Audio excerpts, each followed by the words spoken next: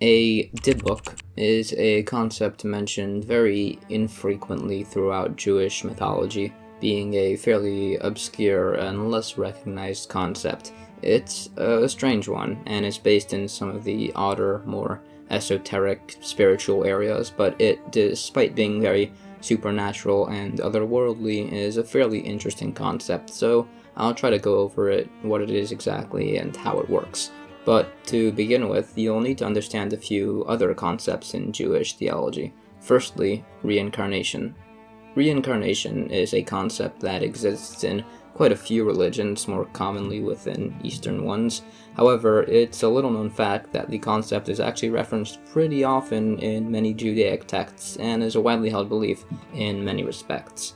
It does, however, differ somewhat from that of other religions and is somewhat complex, being mainly sourced in many Kabbalistic esoteric sources, so I'll do my best to explain it all over here.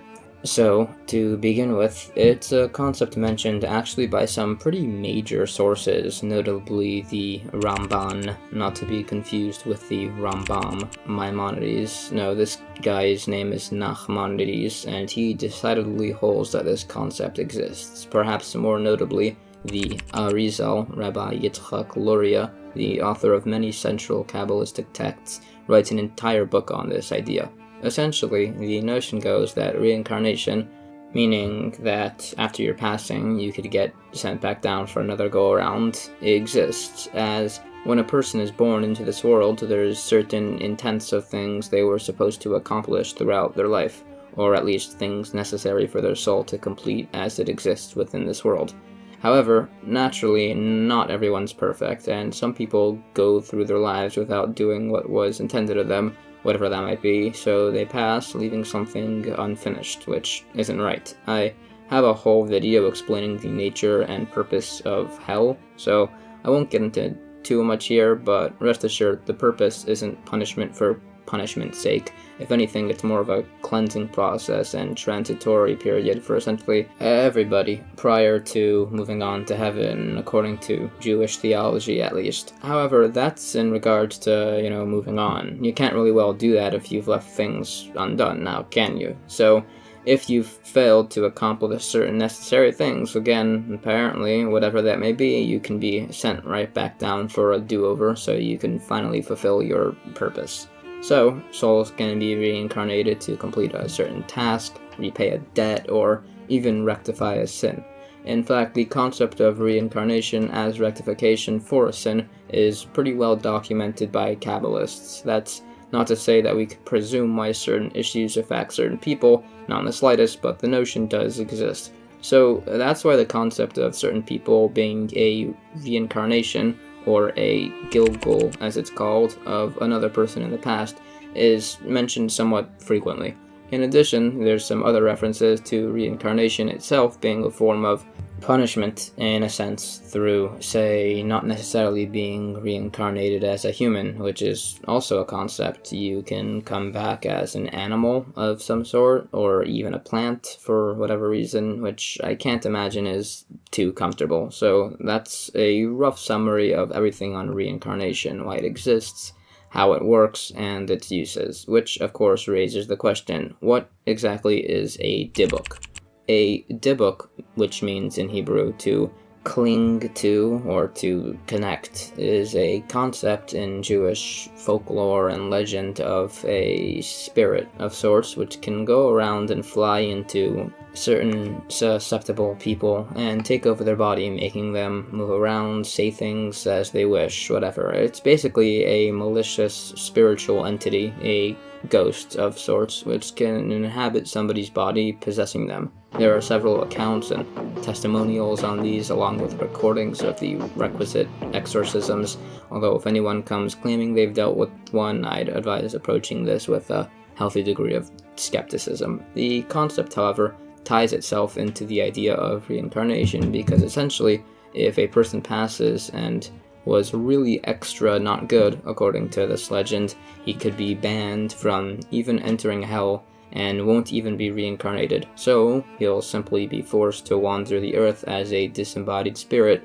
being attacked and struck by angels all the while for possibly decades, usually according to the stories, or perhaps even centuries, until one of his descendants does something good and proper on his behalf. And this concept is apparently what a Dybbuk is, a disembodied spirit just wandering the world and suffering until it can possess somebody to free itself from its torment, and by extension cause issues for others. While they're within the body, they can cause all sorts of problems, from, causing hysteria to taking over the body and acting out on all sorts of misdeeds, to just generally causing issues for the people around the possessed individual, and of course for the person himself.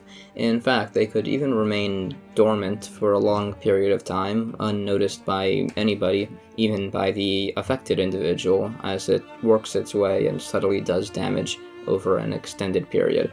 As for getting rid of it, there's a few points, but apparently having a Misza on your door helps.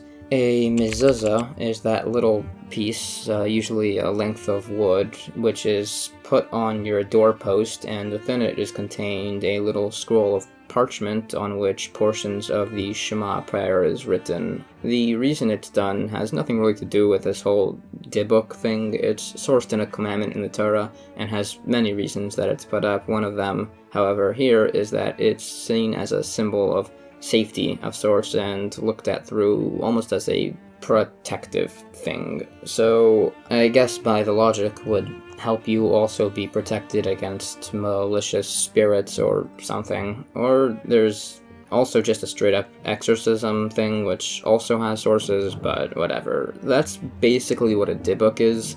This one's legitimacy is a bit less, absolutely definitive than, say, reincarnation as a whole, which is most probably a thing based on the sources. I don't know that it should be taken too seriously, Dybbuk that is.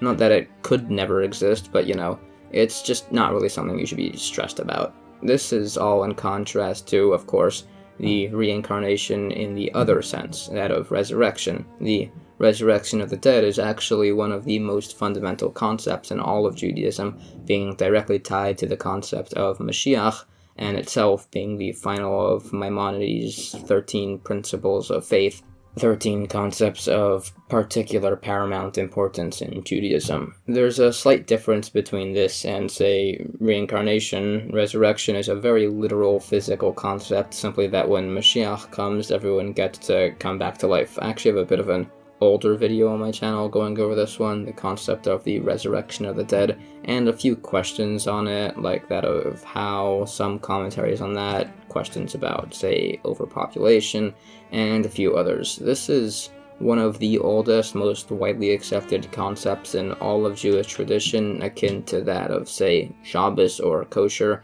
And then there's reincarnation, as described earlier, which is a bit more of a spiritual concept, mostly being sourced in, say, esoteric and Kabbalistic sources, as opposed to, more mainstream things like the Talmud. So it's quite a bit less center-focused, but no less legitimate by that point. It's definitely a concept, canon, if you would, and has quite a bit of precedent and sources. But yeah, that's a rough summary of the whole thing on Dybbuk and reincarnation, plus a few other details. Bit of a shorter video, but that's fair. There's not as much on this concept as others, but still, I hope you enjoyed the video, maybe learned something new. Thank you so much for watching, and with that said, have a great night.